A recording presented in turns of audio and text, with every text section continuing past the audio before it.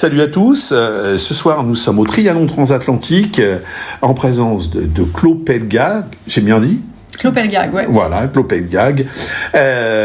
Claude, bonsoir. Comment vas-tu ? Bonsoir, ça va très bien. Et vous ? Mais moi, ça va.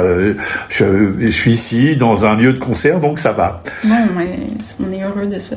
On est heureux de ça. Ouais, on est très heureux. Est-ce que tu peux nous parler de ton univers ? Mais toi, ta vision de ton univers ?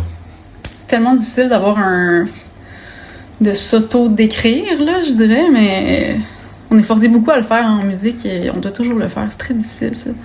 Mais, OK, mon univers. Je dirais que mon univers est un univers de musique foisonnante, riche, poétique, survolté et doux à la fois,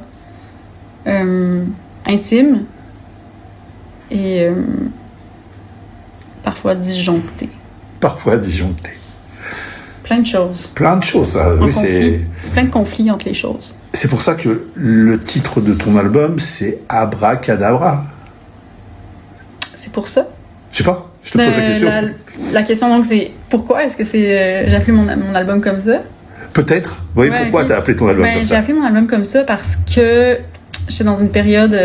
l'album est sorti en fin 2024.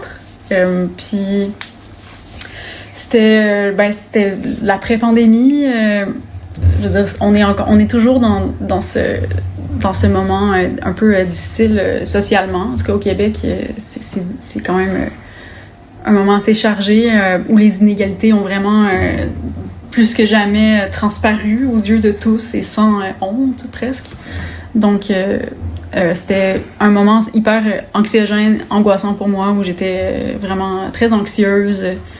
J'étais une jeune mère aussi, j'étais comme « mais qu'est-ce qui arrive avec l'avenir? » Puis à un moment, il a fallu que je me concentre sur trouver les sources de bonheur, aussi petites soient-elles, qu'est-ce qui est beau, qu'est-ce qui me fait du bien pour préserver ce qui est beau, puis ce sur quoi j'ai du pouvoir. Donc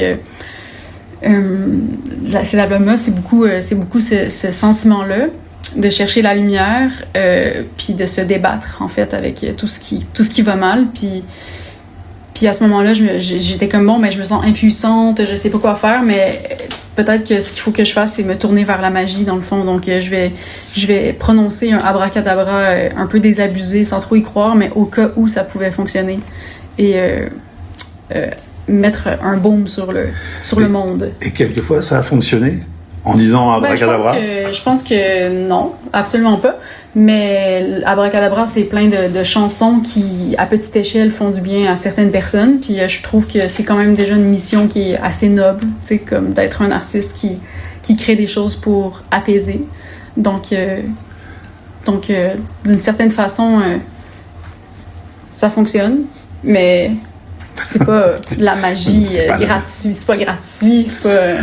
Justement, l'écriture de tes chansons, tu procèdes toute seule, tu as des musiciens, tu as des collaborateurs? L'écriture, c'est moi, toute seule.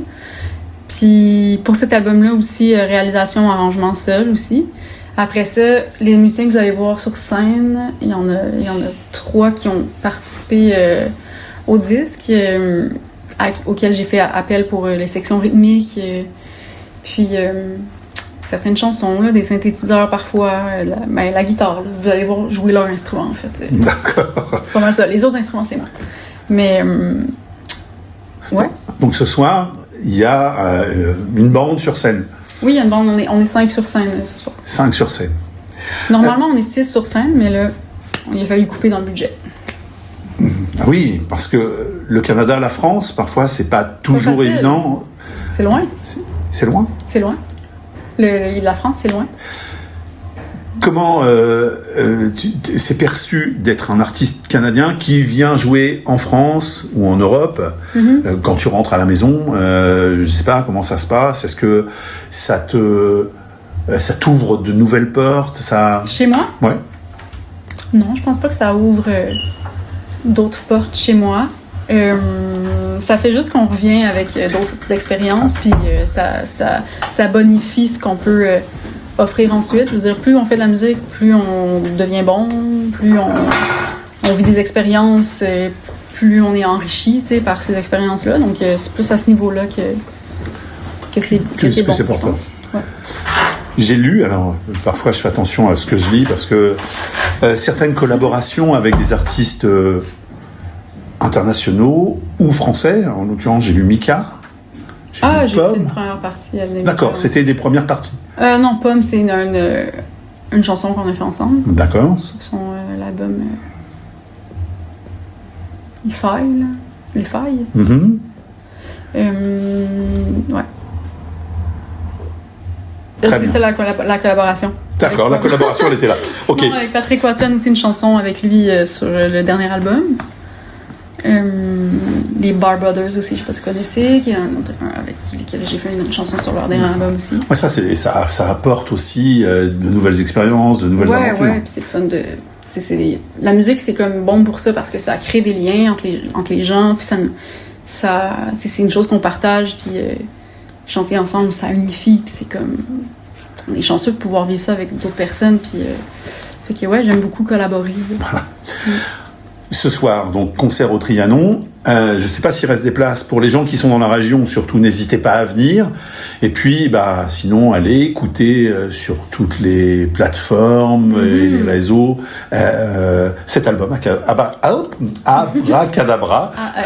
J'ai eu du mal. Pas facile, ce mot-là. En tout cas, merci de ta disponibilité. Ça me fait plaisir. Merci à vous. Et puis, l'accent, c'est top, franchement. Le vôtre aussi. Merci, bon set pour ce soir, et puis à tout bientôt. Merci. Au revoir. Au revoir.